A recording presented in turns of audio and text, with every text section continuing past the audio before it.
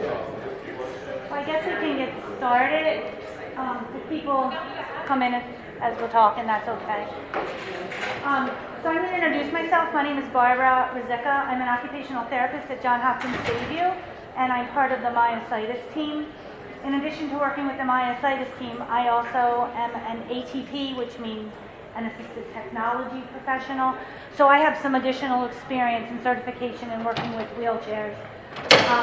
And I look at all kinds of wheelchairs, from the basics, you need one temporarily because you broke your leg, to the really high-tech ones that help people who can't shift their weight, who have problems with pressure ulcers.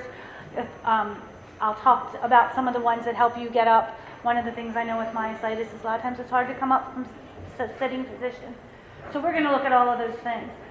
Please feel free to interrupt me at any time, ask questions. No, I don't have one. No.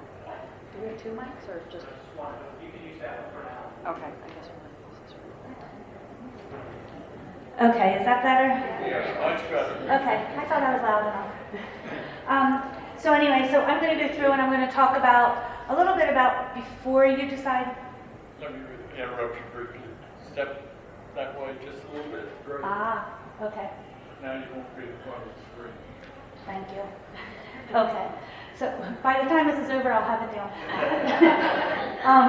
So anyway, we're going to, if you have questions, please just raise your hand or write them out. I'll also leave time at the end for questions, but sometimes the questions fit better right into the context of what we're talking about. Okay?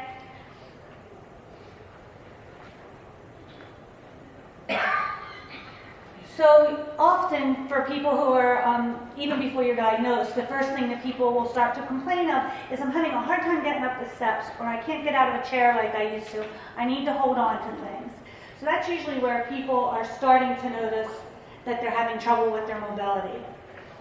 And when people come to therapy, even if we don't know that the diagnosis is myositis, our goal and the patient's goal is to keep them as mobile as possible.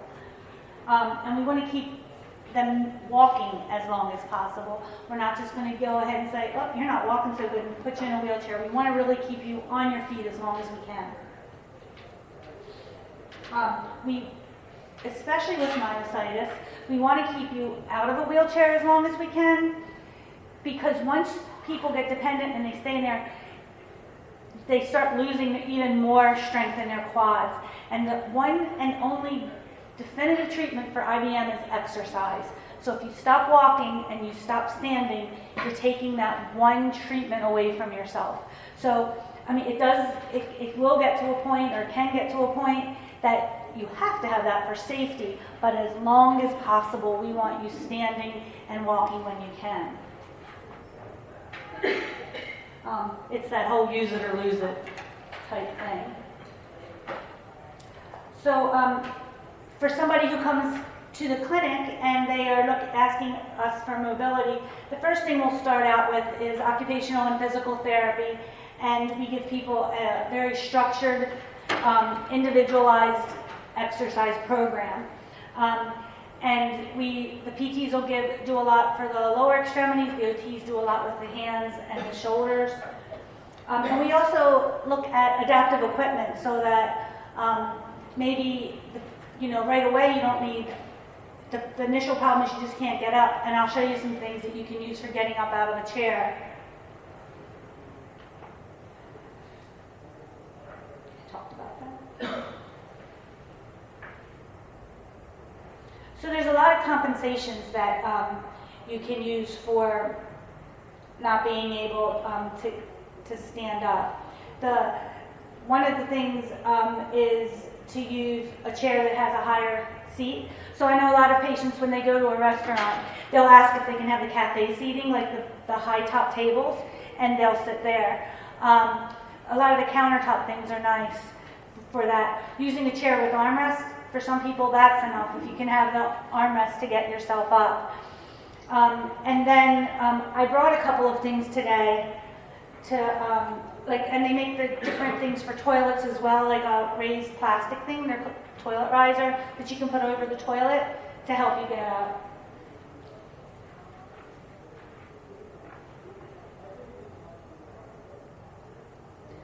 So this is just a little inexpensive thing, and they work really well, and we kind of fell upon it by accident at the hospital, but it's called a caboose, and it is a riser that the little plastic thing that's over on the side, it folds up. They're 3.5 pounds.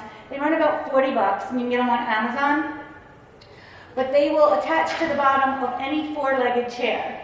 It doesn't matter if the legs are round or square, and they can comes in, you can flip it to make it one of two heights. It can either be 3 3/4 inches high or 4.5, and it holds up to 300 pounds. And so I have one up here attached to a chair, so if people want to come up and look at it at the end, you can try that. And you can see I have in the video one bar stool with it and one bar stool without, so it really does make a significant difference.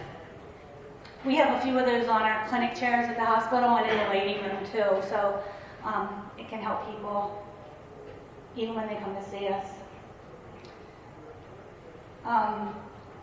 The next thing that I have is called an Uplift Seat Assist, and it's a spring-loaded cushion that fits into the chair.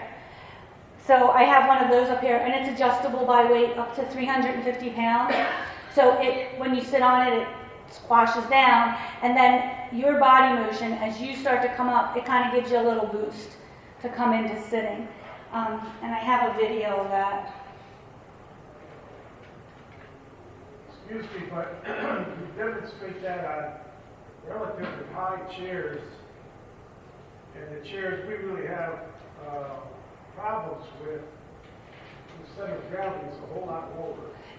And you can even try it on like these chairs. We can put it down and you can try them. I have that on that high chair right there because I have that caboose on it already.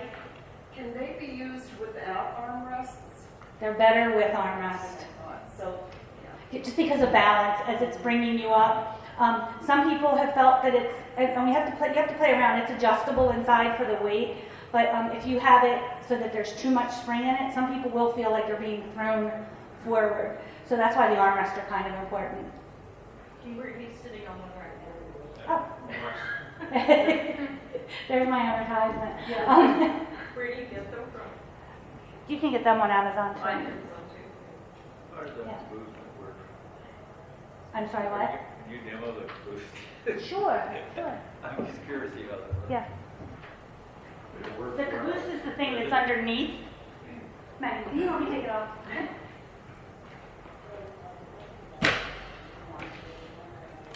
It just, So that fits most chairs in 4 legs. yes. Yeah, because, well, in the picture that was there, that was my bar stools at home. I just put it on. So then all you do is decide, you just decide which, if you want it to be the taller or the shorter, the two heights. And My grandchildren use them as high chairs. Oh, really? And then they stopped using them as children. that's actually where I found it the first time was for children. And then when I looked them up, they held 350 pounds. And we were having a lot of problems in the clinic. Like, we would have patients say, why don't you have higher chairs in here? I come in and I have to wait for my clinic appointment and I stand because I can't get out of any of your chairs. So we bought these. And it's been a good solution. That video is really blurry. I didn't realize when I looked at it on my computer, it's not that way. But that's showing somebody sitting down and getting up with the Uplift Assist. He's also sideways. But afterwards, everybody's welcome to come up and try. That works very well. You have one too? I have 2 of them. Okay. And they only weigh like, I think, 6 pounds, I think they are. So like if you're going to the movies or somewhere like that or on an airplane, they are portable.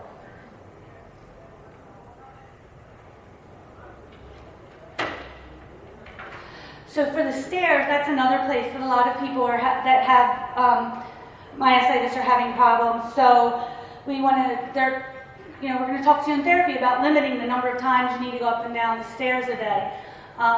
For some people, that means using a bedside commode downstairs, and it's really planning your day out so that it's not like, oh, I forgot that and it's upstairs. Or taking time and having duplicates of things upstairs and downstairs, things that you use frequently. Handrails on both sides of the steps are very helpful. To use a non-alternating leg pattern. So most people, when they walk up the step, you put your right leg on the first step, your left leg on the third step, your right leg on the fourth step, using 2 feet on each step. That gives you a lot more stability coming up and especially coming down. And you want to go up the step with your strong leg and come down with the weaker leg if you have one that's stronger and weaker. And we always tell people to remember it by the good go to heaven, the bad go to... and then there's the use of stair glides. If things progress to that point, it's like you have to have company come in and install them. They are an out-of-pocket item. Unfortunately, Medicare and most insurance companies look at most of the things that everybody needs every day for daily living as luxuries. You and I know these things aren't luxuries, being able to get up your steps to go to bed at night. But they run anywhere from $1,500 to $3,500. And if you're looking into them, look into, I know, and I'm not advocating any one company, but I know one company named Acorn does do a lot of, they rebuild them. So, and they still guarantee them and all of that stuff, but it's a big money saver. The other thing is they do have, and somebody here has one out there, I think they call it Step Up. Is that Easy Step? Is that the one that's outside? So it just makes all the steps smaller. And there's other ones on the market, but that's a really nice, you're only going up a half a step at a time. And so all of those things are compensatory things you can do for the steps.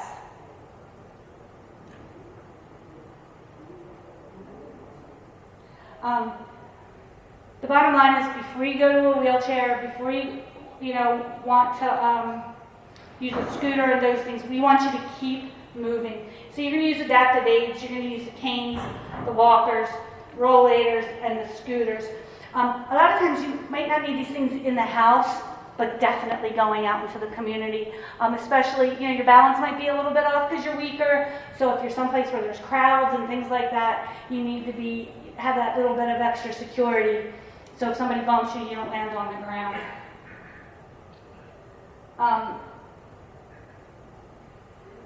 Knee buckling is one of the reasons that a lot of people fall. And so one of the things that our PTs prescribe a lot are AFOs. And we use the anterior AFO. So what that means is a standard AFO comes along the back of your calf and on your foot. The anterior one comes to the front of your leg. And then that helps prevent your leg from buckling, because as your leg's going out, it doesn't allow your knee to flex and go out all the way.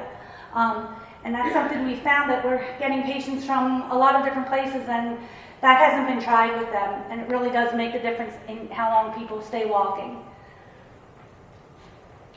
Did you say AFOs? AFOs, but an anterior AFO. What does AFO stand for? Ankle foot orthosis. They're primarily used for a foot drop, but we have found that they help with the knee buckling if you use the anterior one. Medicare cover those? Yes. Oh, and there's a picture of one. Forgot I had that in there. So see how it comes up to the front of the leg, in front of the knee? That's the kind that will prevent your knee from buckling. Not totally, but it helps you catch yourself. Is that blurry or am I going blind? Is the whole thing blurry? It's blurry. Yeah, okay. Is there a way to tune that a little bit so it's not as blurry? Is the text also blurry for you? Yeah, I thought the text was, I thought it was my glasses, so I was ignoring it. I can't tell if that's You get good eyesight. I don't need anything else on this. Oh, that's better. There we go. That's much better. Thank you. I was blaming my eyes. Where do you get those breaks, those knee buckling breaks? Your physician or a physical therapist can refer you to an orthotist. They have to be custom made. Some of those are off the shelf. Yeah, if you're wearing them all the time, a lot of times you want to have an orthotist fit it. They can make the adjustments and things for it. So they might take it off the shelf, but usually if you have an orthotist fit it, it won't cause you any rubbing or anything. I have one on. Do you? Does it stop you from buckling? Is that No, it helps me for a foot drop. okay? Is yours in the anterior or does it go down? Because they have the regular ones that go down the back of your leg, no strap in the front, no bracing. It encapsulates the leg. Oh, okay.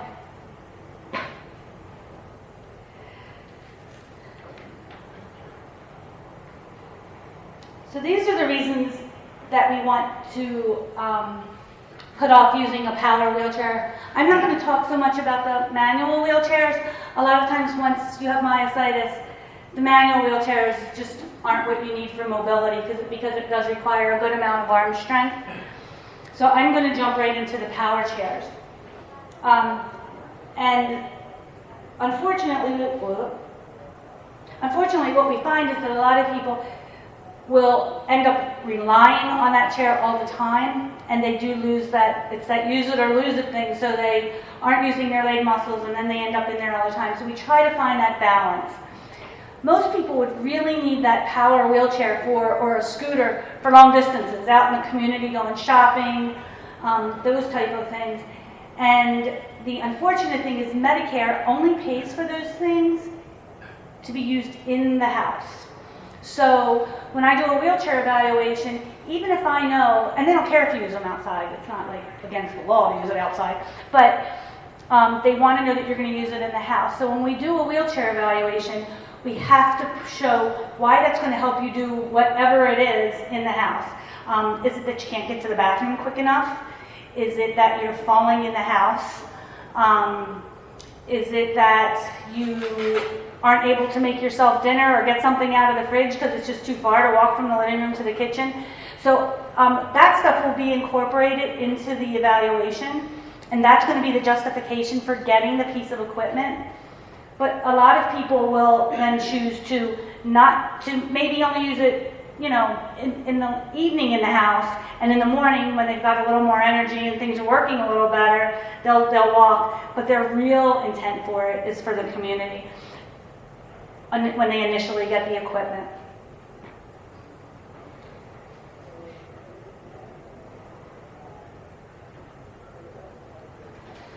So the things that go into deciding to use a power wheelchair, the first one is going to be safety. Once you're falling and you're at risk for breaking something or hitting your head, whatever, we want to keep people up. So that's one of the first things and one of the first justifications we'll use. After we've tried the exercise programs and the AFOs and a cane and a walker and all those things, you're still falling, that's when we move on to this. If you're unable to participate in your self-care, and even if it's that you need help, but you might be able, if you had a power wheelchair, to go gather all the things you need to get in the shower, to go pick out your clothes, just to be able to go wash your hands at the sink. Just having trouble moving around your house, like I said before, about like getting to the bathroom on time.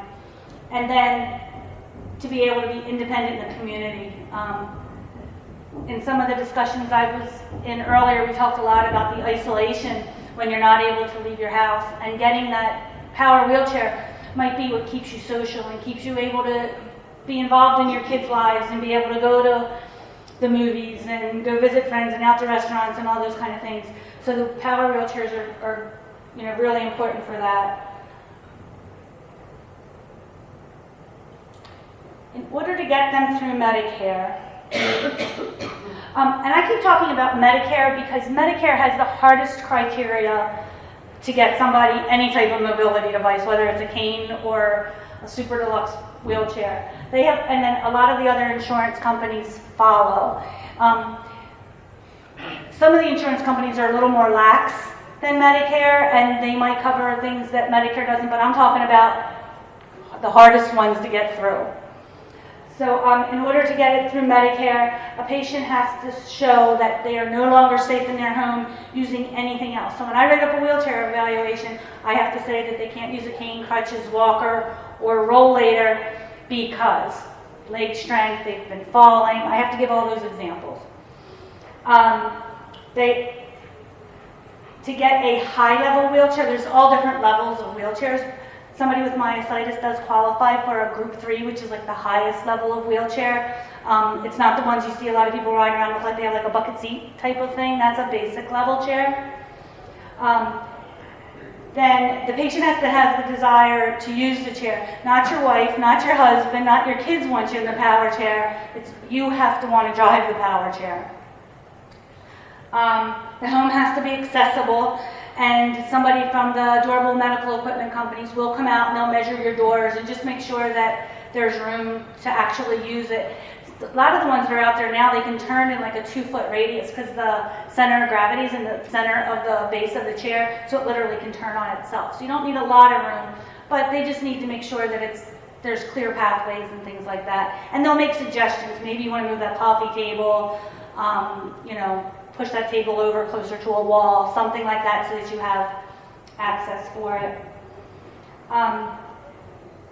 It's important to make sure that the weight of the person fits the weight limits on the equipment, and they make them so that they can go from the tiniest person up to somebody 800 pounds, but they have to make sure that that equipment fits the person.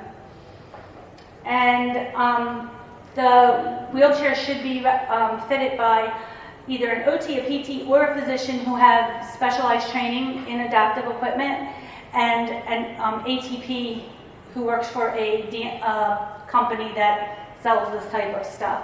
A few years back, hove around in a scooter store and all them, they were selling everybody and their mother scooters, and it wasn't necessarily the best thing, and a lot of people were having accidents because they weren't safe getting on and off the scooters, they tip. And Medicare cracked down on that, so now the wheelchair company can't come out by themselves and sell you a wheelchair. There has to be an independent therapist not affiliated with all of that to come out.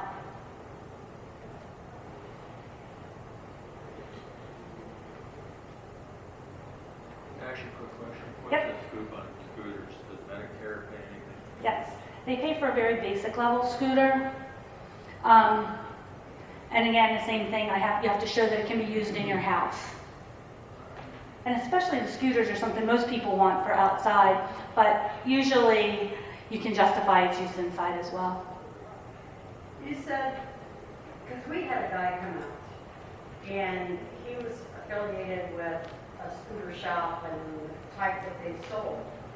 And he did the evaluation, and he didn't like the scooter, or the wheelchair. But are you saying that you really need to have an occupational therapist or somebody else come out as well? Or is this guy qualified because he said he was certified in wheelchairs? If you're getting just a scooter, that's like wheelchair. a wheelchair, Oh, wheelchair. yeah, you should have a therapist look at it as well. Yeah. Medicare requires that. They didn't tell us that. He just said he was certified rep and all this kind of stuff, a wheelchair evaluation, and wanted us to buy their chair. And so they're selling the lower level chairs when they do that, because the lower level chairs you can just go to, Joe's. This was a high-level chair, he just wanted me to buy his brand. Was it the chair? But like, when I say high level, I'll explain in a minute. But the chairs have power tilt and recline, and Yep. it had all of that. Yeah. But as it turned out, I wanted a rear-wheel drive chair, he was going to send me a mid-wheel drive chair. This talked my mind. The chair was rated for 300 pounds, and slightly under 300 pounds, but he insisted that I had to get a 450-pound chair because I was close to the weight limit. Yeah, it's within 10% of the weight limit. Is that? That's true. That's if you are up to 10% of the weight limit, they have to go to the next one. But yeah, then they had us go see his doctor, directly. But I guess I just really wanted to know if, it's important, and you say it's required, that an occupational therapist or someone will come out as well while we're doing the evaluation. It should be done in conjunction with an OT or a PT, because they're going to give all the measurements. They're not getting any commission off the chair, so they're not going to sell you bells and whistles that you don't need. Okay. Thank you. What does Medicare require for you? that you can't use a cane walker or push yourself in a manual wheelchair, and that you can get safely on and off of the scooter. A lot of the scooters have a little bit of adjustability in the height of the seat, but it also, like you also have to try the different scooters because some of them are 3-wheeled, some are 4, and so if you're pushing on it a whole lot to get up or down, they can tip. So that has to all be tried. For the scooter evaluations, you do not have to have a therapist involved. It does go through much quicker, and there's less chance of you getting denied if you have a therapist involved. But if you have an honest DME person and they let you try the different ones and that stuff, they can do it fine. I do a lot of scooter evaluations, though, just because I want the patients come in and we want to make sure they have the right thing. Can you use Medicare more than once for the adaptive equipment piece? Question, and we don't have the 2 mics. Oh. So repeat what they're saying, and that will help, maybe. Okay. They're trying to find a second mic. Okay. She just asked if I repeat questions when you're saying them, so I will be repeating you. He was asking if you can use Medicare twice. They'll only give you a piece of adaptive equipment once every 5 years. So that's what they consider the life of a walker, wheelchair, scooter.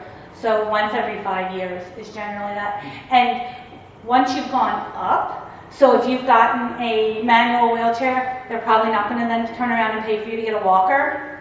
Or if you've gotten the power wheelchair, they're not going to pay for you to have a manual wheelchair.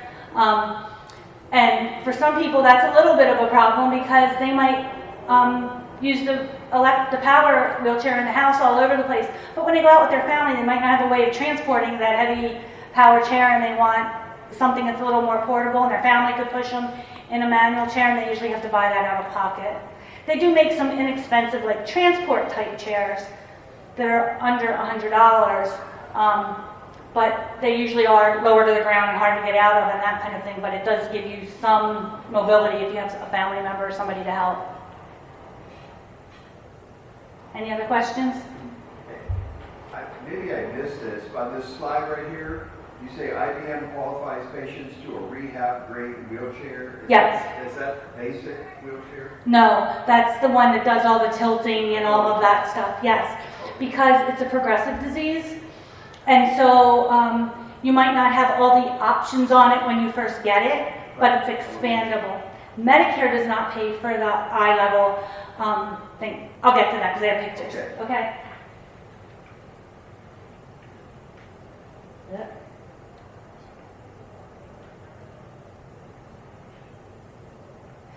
So the benefit of a rehab level chair is that it's expandable. So at first you might just need to be able to drive the chair around, and you can get in and out of the chair by yourself, and so that's fine. But and if you get a group 2 chair, that's the ones I said look a lot of times like a bucket seat. You can't add anything to them. The rehab level chairs, you can add power tilt or a power recline, or the legs can come up by the push of a button. You can change the joysticks and the amount of tension it requires to push a joystick. So whenever we get somebody who has something that has the potential to get worse, you want to put them in that so the chair can be changed as the patient changes. Is there different criteria for PO? No, any of the myositis will go under that. So Medicare will pay for the upgrades as you need them? Yes. As long as we can medically justify them, yes. That's where the therapist comes in and all of our creative writing. So on the basic power wheelchair, this is a question a bunch of you are asking. You can get one. They can either tilt or they can recline, but you can't do both. The rehab chairs, they allow for you to have a lot of options and to modify the joysticks as well. So here's power recline. And the advantages of having the power recline are that if somebody has a catheter, It's easier to use. That it helps with pressure redistribution. So if somebody's having pressure sores because they're in the chair so much and they're not able to move around, that if you have a tray on top of the chair or you have other things connected to it, a lot of people now are using like environmental control devices, so they might have a something so that they can operate from their chair, a button, and the lights come on, or the TV, you know, they might have a remote control for the TV on there. If you're using recline, you can, sometimes that makes it that you can't reach the stuff. The power tilt, you can still reach it. This also can help people who have orthostatic hypertension. So instead of having to get back in bed, they can just recline the back of the chair, and that can help with the blood pressure control. And it also can help with passive range of motion of the knees and hips. It also can make dependent transfers easier because you can just lay out flat and slide over to the bed if you're not able to stand and turn and sit. But like everything, there's also disadvantages. So what I had said before, if you've got that tray and you recline, the tray's here and you're back and now you can't reach your remote and stuff like that, you probably will have to sit up to actually drive. Sometimes as the chair goes back, people's bottoms slide forward, and if they're very susceptible to pressure sores, that can cause the pressure sore, just that sliding back and forth on the seat. And if somebody's reclining all the time, it can create problems just over their sacral area because they're putting a lot more weight on that part rather than having it balanced off on both parts of your bottom. So that's a picture of a reclining chair, and you'll see the difference. So reclining is just what you think, like here's the seat and back, and the back's going to go flat from here to here. Tilting, which will be the next slide, you'll see that 90-degree angle stays, and the chair tilts back. So you keep the 90 degrees.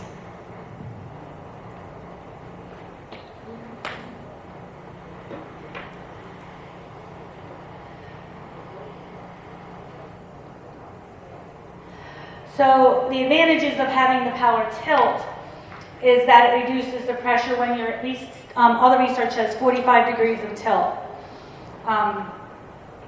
And then all the pressure comes onto your back and not your bottom and your thighs. It maintains sitting angles so that if you're having problems and you're weak in your hips and some of your back muscles get weak and you tend to start sliding out of the chair, like bottoming out, if you tilt, then you're against gravity. You have to slide uphill, and that just doesn't happen. There are no shear forces because it's the chair's moving and keeping you in a stable place. And any of the things that you have on a laptop or for your control for driving and all of that stuff, they still stay within your range. And you can drive them in about 30 degrees of tilt. At one point, though, it will, when it gets to be tilted too much, and usually that too much is where you need for pressure relief. But once you go past that, the drive operation won't work. It kicks out until you're in a safe place to drive. The other thing that does is if you do have restrictions in your hip range of motion with the tilt, it can accommodate for opening up those angles so that you're not being pulled.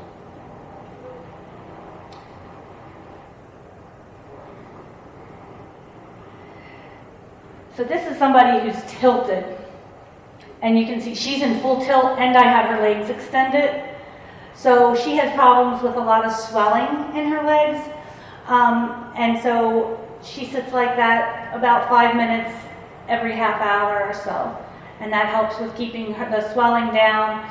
It takes the pressure off of her bottom, and it gives her a nice change of position. She sleeps like that too sometimes. Let's see. Oh, the things on if you have a tray or the other, like some type of attachment on there, you have to make sure things are secured on there. Velcro is like our best friend, so that things don't slide when you tilt. They stay in the same position, but if they're not secured, they will slide. because you're not moving at your hips and your knees, and we're moving the entire chair, people can, if they're spending all day there and they're not moving and not getting out of that position, they can be at risk for contractures in their knees and hips. So we often will use this in conjunction with the tilt, with the recline, so that they're getting the range and the change in position. And then it depends. Now for myositis, it's usually not an issue, but these chairs, because of all the electronics underneath of them, tend to sit up a little higher, which is good for IBM. But if it's for somebody who's smaller or doesn't have that problem, it can put people up too high and make getting out of the chair harder.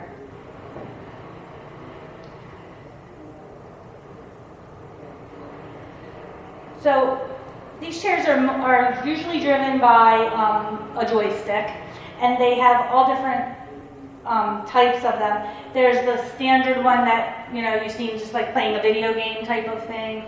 There are alternate handles. There's one that looks like a goalpost.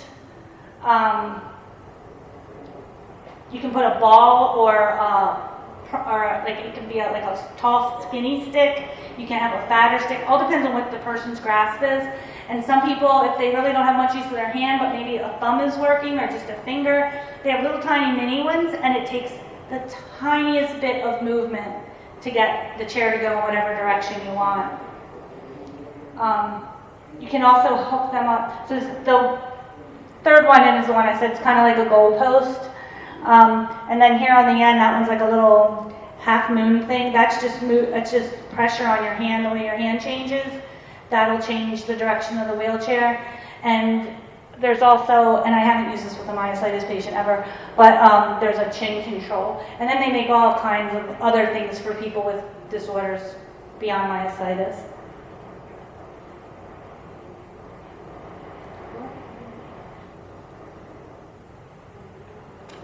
So,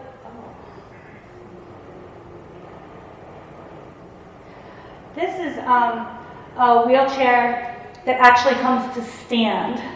These are all private pay, but they did ask me to show some of the things that are out there that would be helpful even if they aren't covered by insurance.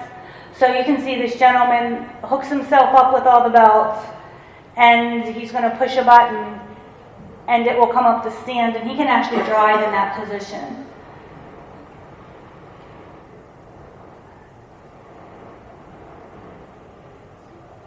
He looked like he was ready for takeoff.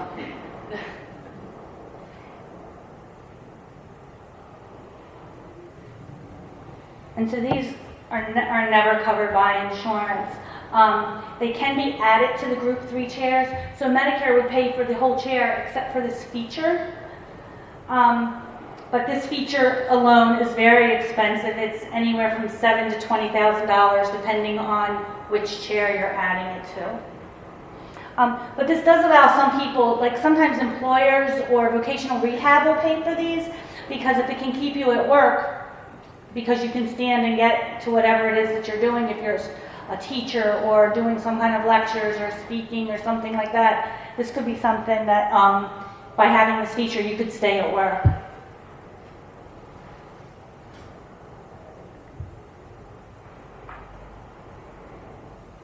you know how much weight strength you would have to have? It supports you. Totally? Mm-hmm.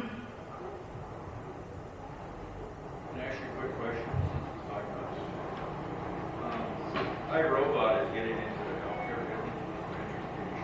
Do they have any, are they working on anything like wheelchairs or? I honestly don't know. Okay, just wondering. Yeah, those vacuum cleaners are cool though. Yeah. What was the question? Oh, sorry. She did ask me to repeat them. He said that the iRobot is getting into a lot of electronics and things like that. Was asking if they are doing anything in the wheelchair department. There are a handful of companies that are doing that now, but I think that because it's not covered, with the insurances, I don't think there's a lot of incentive for them to do that because it's so cost prohibitive for a lot of people.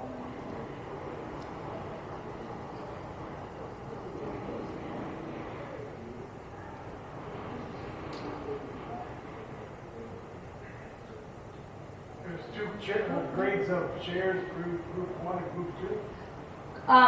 Group 1, you really don't, they don't use, it's 2 and 3 are the two that you hear about the most. I'm looking, one of my videos is on. Ah, here we go.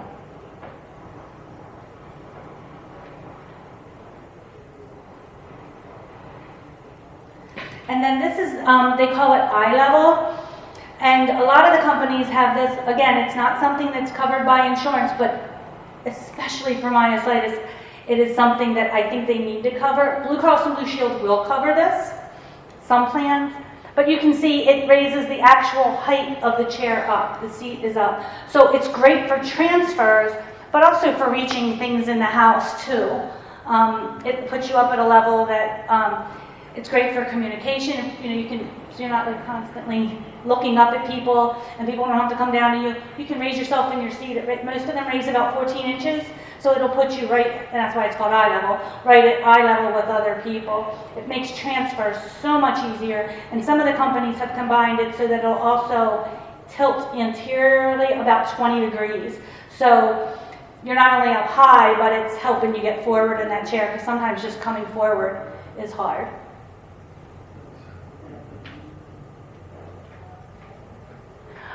This, again, they will pay for the group 3 chairs, and this can be added to the group 3, and they are somewhere around $2,400, but I know a lot of the wheelchair companies, if you're getting the whole chair, they'll work with you on that price. They can either do payment plans. I've seen them come down to like $1,800. You just have to ask. So it's my understanding that an elevating chair like that is not covered for inclusion body myositis. Is that correct? Yes, they'll cover the entire chair except for that portion part. of it, I know. And that's something that the Myositis Association has been trying to work with the HMS in Washington to try to get that changed. But are there other conditions, neurological conditions, that possibly go along with, like peripheral neuropathy is also in conjunction with IBM. Would a neurological condition like that help be a qualifier to get that elevating? They won't pay for that for anything. For anything? Nothing. Not ALS, not quadriplegia, nothing. And every time I put in for it a lot for my patients, and I'm just hoping that one day they're going to shock me and it's going to come back and get approved. And I've changed how I write it. I've had you know, our physicians write things to back me up, and so far it hasn't gone through. But I have a couple of the companies I work with. I'm working with some of their DME people, and we've tried all different wordings, and not yet. Well, keep up the good fight.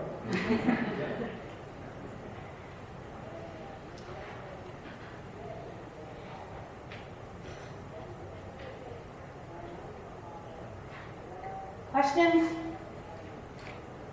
I have a question. Part of the problem with patients with IBM is falling.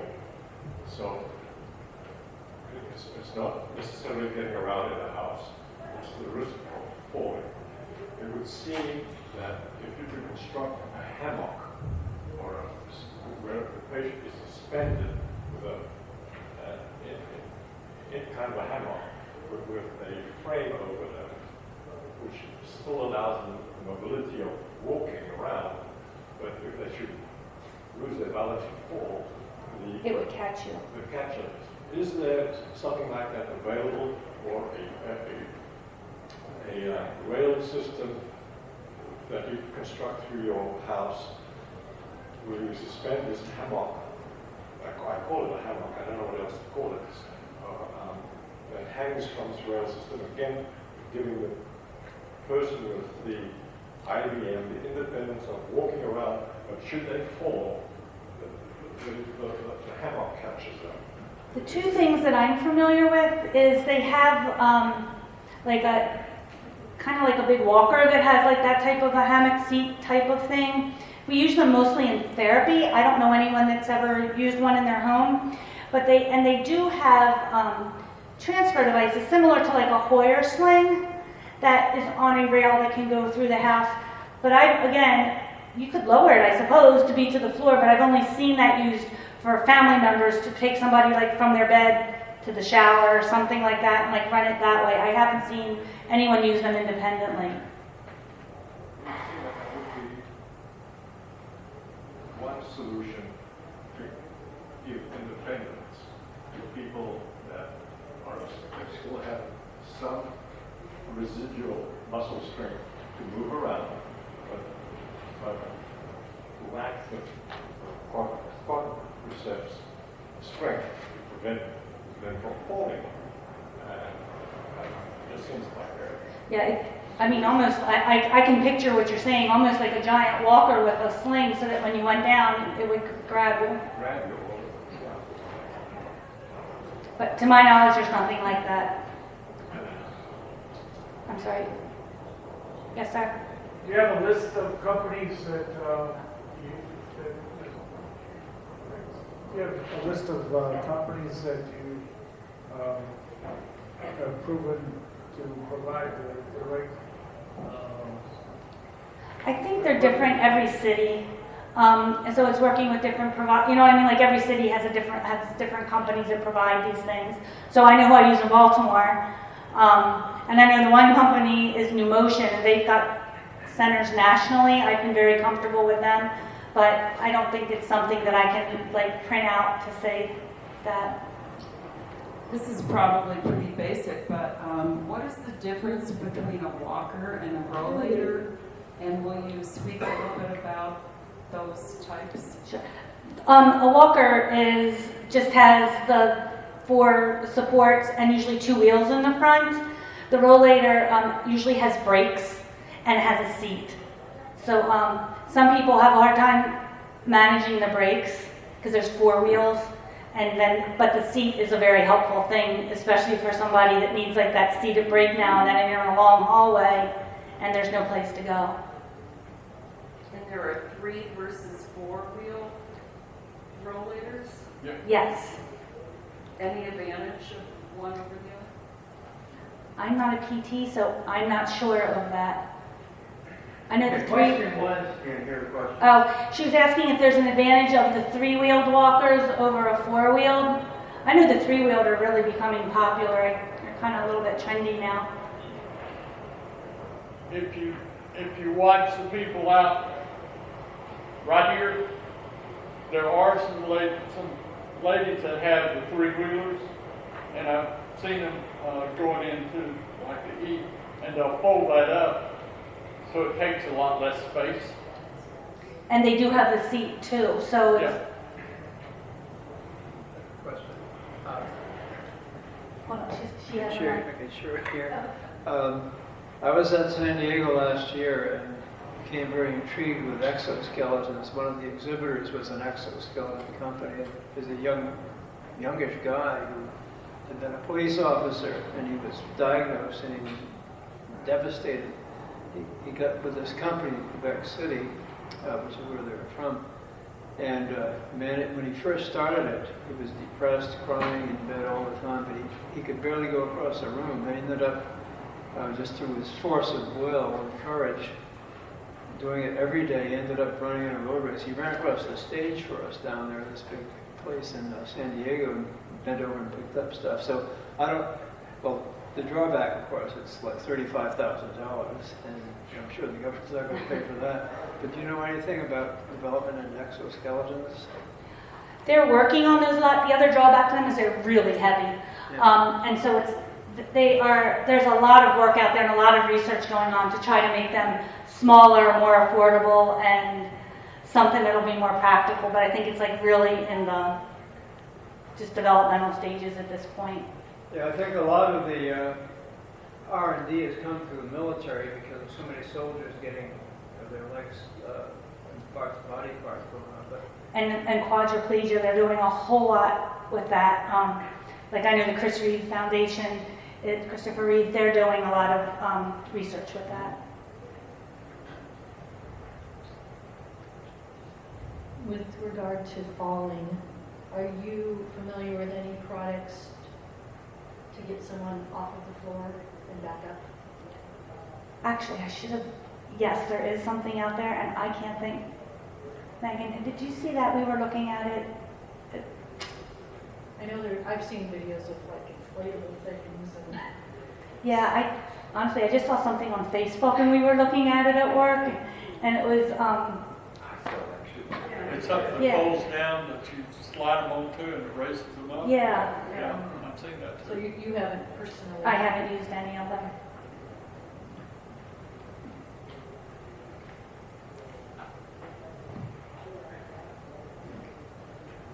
If I can, just let me just tag on, because I know everybody in here that's got IBM is probably interested in, if they didn't see it last year, the exoskeleton, they're at least interested in knowing more about it.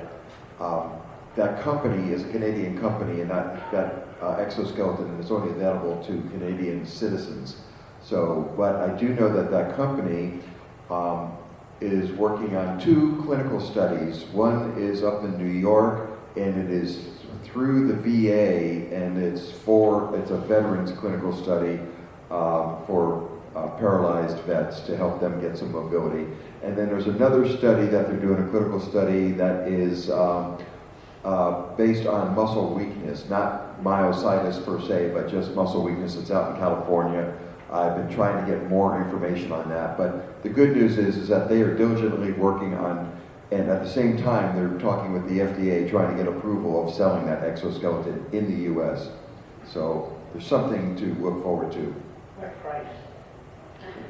Well, it's in Canadian, in Canada it's 35,000 Canadian dollars. So I have no idea what it would be. You know, once drug companies here get a hold of it, it'll probably be 150,000. What's the import tax? Yeah. She's bringing your microphone. That's okay, just a quick question. You talked about this inflatable thing that you saw on Facebook, somebody called. Which Facebook did you see that at? Can you explain what it was? I honestly don't. It was like a hard thing that slid under the patient once they were on there, and then it blew up to help them come up high enough to stand.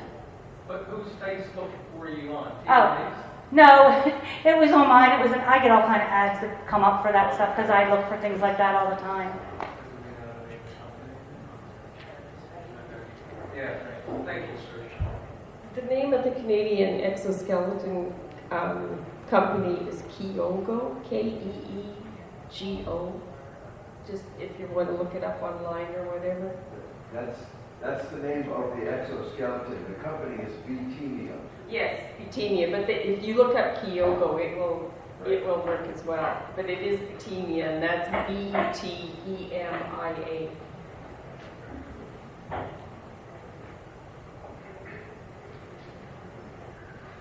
An air power lift is called hover jack. Airpation lift. It's called what? How you spell it? Hover jack. HOVER? Airpation lift.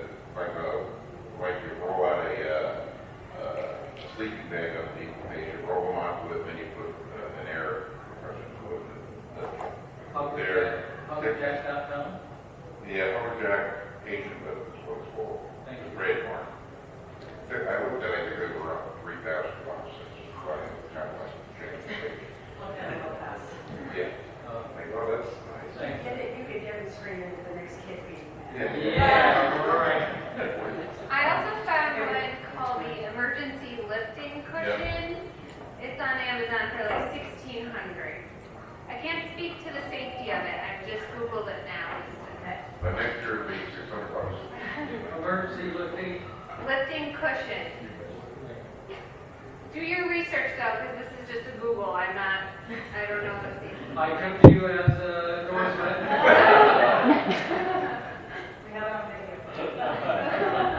Just wanted to add to the gentleman who was asking about the exoskeleton for, $30,000, and then a KFO for maybe $2,000. In between, Autobot does make a leg brace with a microprocessor in it that will lower you. So it's built to GPS in it, so it can tell if you're vertical, you're starting to fall, and then it'll lock it. Or if you want to sit down in a chair, it will lower you based on your body weight. And they're about 10 or 12,000. So it's an alternative. And that's Autobot, OTTO. Is it something that just fits on the legs then? Is It's it? like a cable. It straps on and you have a little module on the side. So you have to have holes through your pants, like if you're wearing long pants, so you can plug the module in. And it's battery powered. Works great. 12,000. What's the name of the company? Auto Bock. Auto, O-T-T-O, Bock, B-O-C-K. They're based in Salt Lake City. Well, the American office is in Salt Lake City. Yes.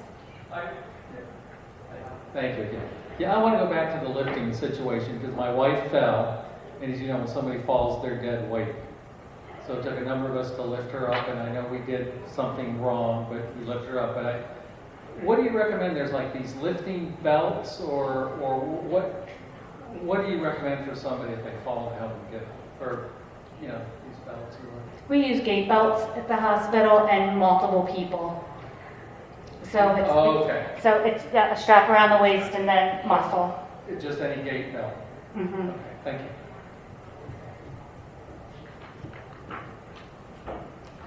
Anyone else? If anybody wants to come up and try the caboose or the seat assist, please come on up and I'll help you out with that. Thank you.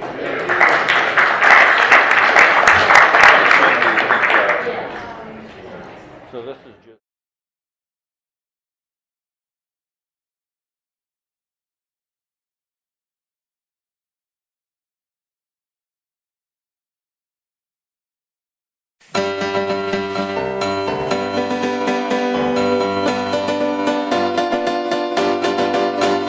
Hooray for the group TMA. It's the Myositis Association, helping patients become peers now for the past 25 years. So if you have been diagnosed, here's an organization to unite us. 8,000 members they can boast. For that real strange word that no one's heard, it's myositis. There's an annual patient conference which is just second to none, where you'll learn a lot and network, and you'll also have some fun. And their website is updated with a lot of current news, with lots of info and resources and much more that you can use, like info TMA compiles, and like lists of clinical trials and lists of research too. You can review because it's all there for you. So hooray for the group TMA. It's the Myositis Association, helping patients become peers now for the past 25 years. So if you have been diagnosed, here's an organization to unite us. A quarter century they can boast. They've been the group that's got the scoop on myositis.